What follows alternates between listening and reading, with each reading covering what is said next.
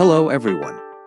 Welcome to my presentation, Grammatical Differences Between Chinese and English.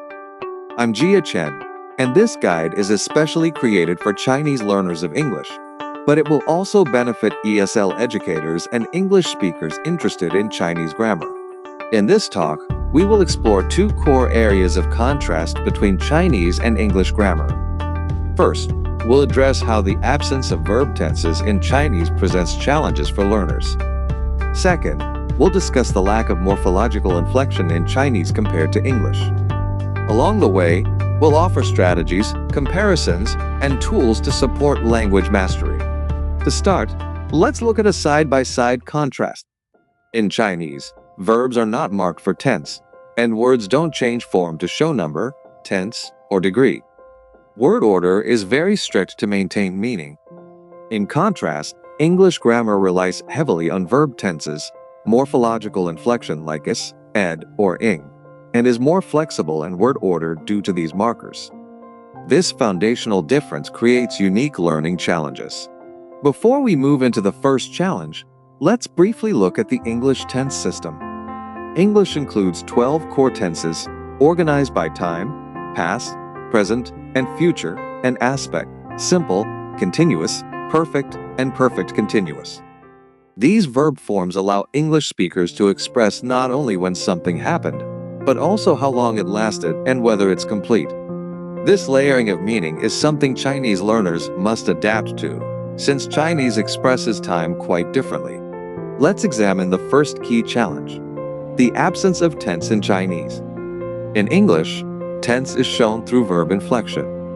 For example, walk becomes walk. In Chinese, however, verbs don't change form. Time is shown through context, or particles like la, guo, and zhu.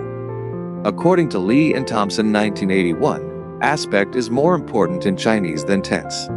Here's a useful comparison. The sentence 我吃 could mean I eat, I ate, or I will eat. It depends on context. If I say 我昨天吃, it means I ate yesterday. If I say 我明天吃, it means I will eat tomorrow. This flexibility in verb form is efficient, but makes it hard for learners to adopt English tense rules. So what happens when Chinese learners write or speak English?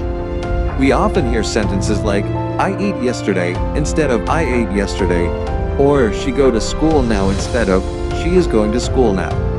These are examples of first language transfer. Learners apply Chinese grammar logic to English. As Ellis 2006 notes, inconsistent or missing tense markers are typical errors. To master tenses, learners can use timelines to visualize actions across time. Color coding verbs helps emphasize differences between present, past, and future. Practice sentence frames like, I walked yesterday. I am walking now. I will walk tomorrow.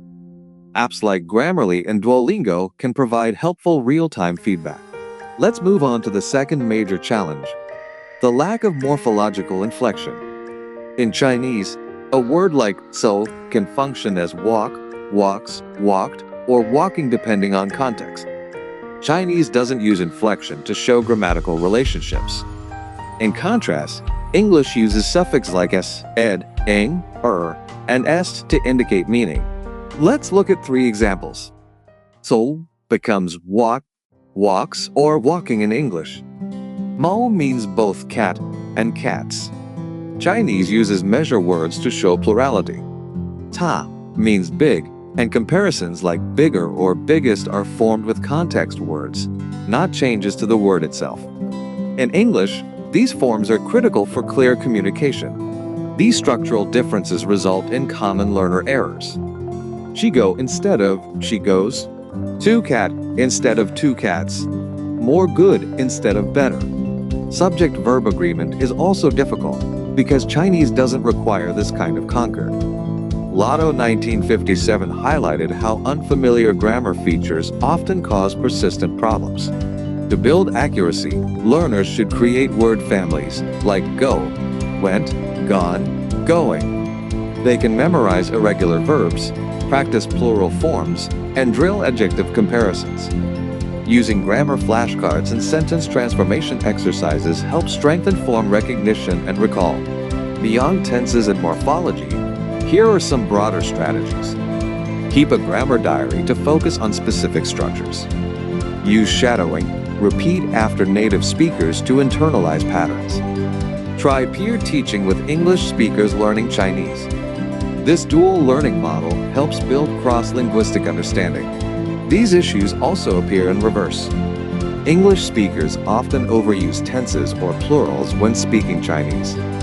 Since Chinese relies more on context and particles like la or quo, they must shift focus. By building awareness of both systems, learners can transfer insights across languages. Here are some helpful tools. Apps like Anki, Grammarly, and English Central. Books such as English Grammar in Use and bilingual grammar guides. Websites like BBC Learning English, and forums where learners can ask questions and share tips. To conclude, learning a new grammar system requires more than memorizing rules. It takes awareness, visual reinforcement, and comparison between the learner's first language and the target language. With structured practice and reflection, we can move from confusion to clarity. Thank you for joining me today. If you enjoyed this content, feel free to like, subscribe, and leave your comments below. See you next time.